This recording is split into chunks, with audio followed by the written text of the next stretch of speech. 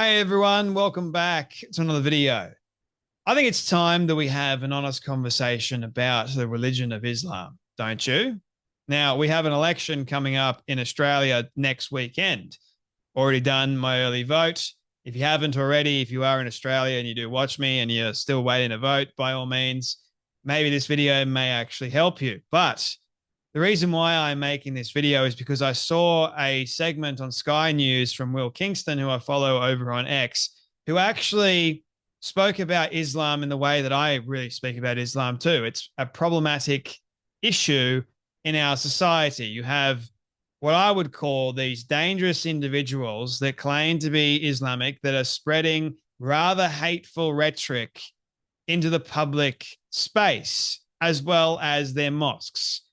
In Australia, we have two political parties. One of them in particular, they claim to be the voice for Australia. Do not be fooled. That is an Islamic voice, not an Australian voice, not the Australia's voice that you all want. It is an Islamic voice. And if you vote for them thinking that it's actually Australia's voice, it ain't. You're being deceived. And it's quite clever, isn't it? Calling your political party Australia's voice, saying that Islam is the way of the future. Unfortunately, ladies and gentlemen, it's nothing of the sort. In fact, as I've said many times, Islam is nothing but a death cult, especially when you've got these politicians that are saying crazy and hateful things like you're about to hear. Now, have a watch of this clip from the Bolt report on Sky News and then listen to Will Kingston and what he has to say about it. Have a watch. Well, last night I mentioned Wissam Haddad, a Sydney Muslim extremist running a campaign telling Muslims not to vote, saying democracy is against Islam.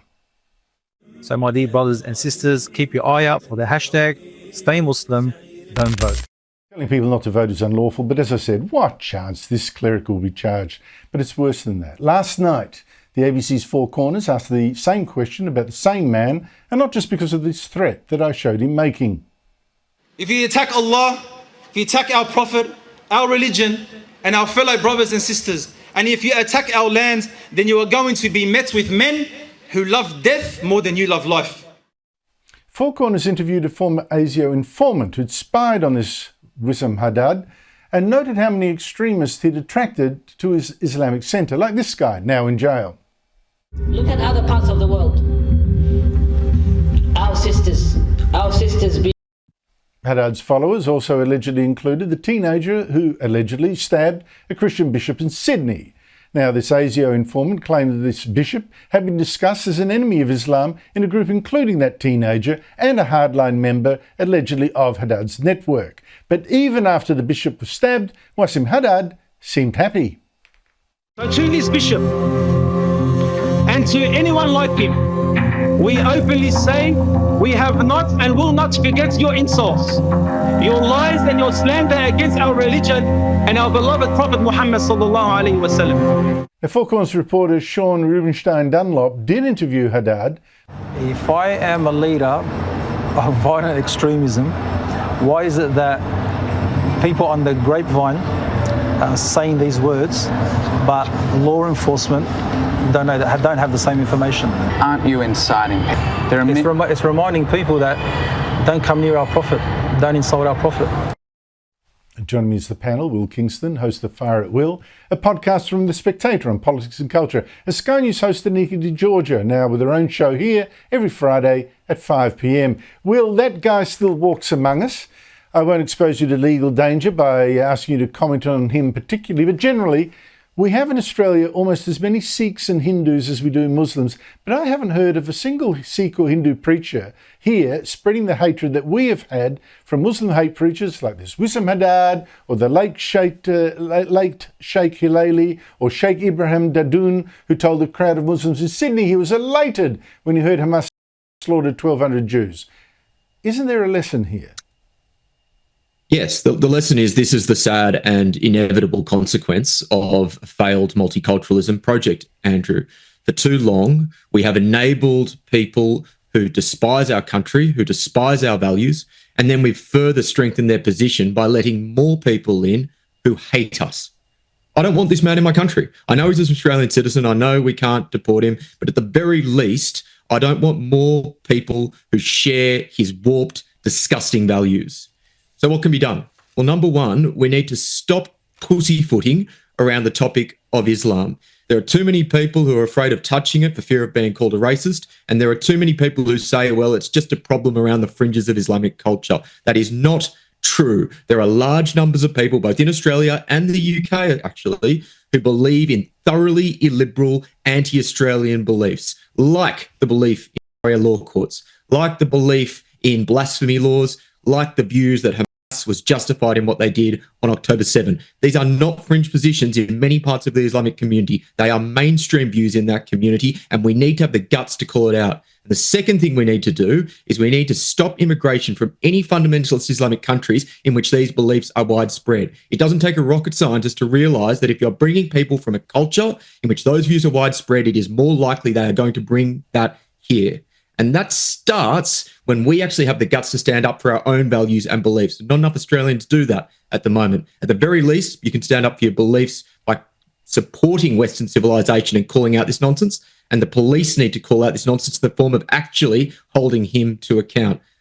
I'm so over it, Andrew. I'm absolutely done with this nonsense. We should not be tolerating it any longer. If you attack our religion, if you attack our Prophet Muhammad, then you're going to be met with men that love more than they love life. That is from this cleric, Muslim cleric, somewhere in Sydney.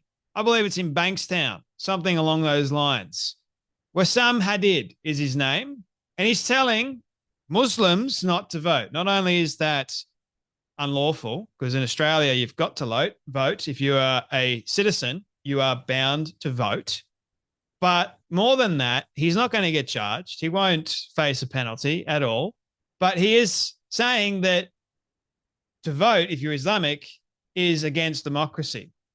So what you're saying is Islam is not for democracy, because it's not a democracy.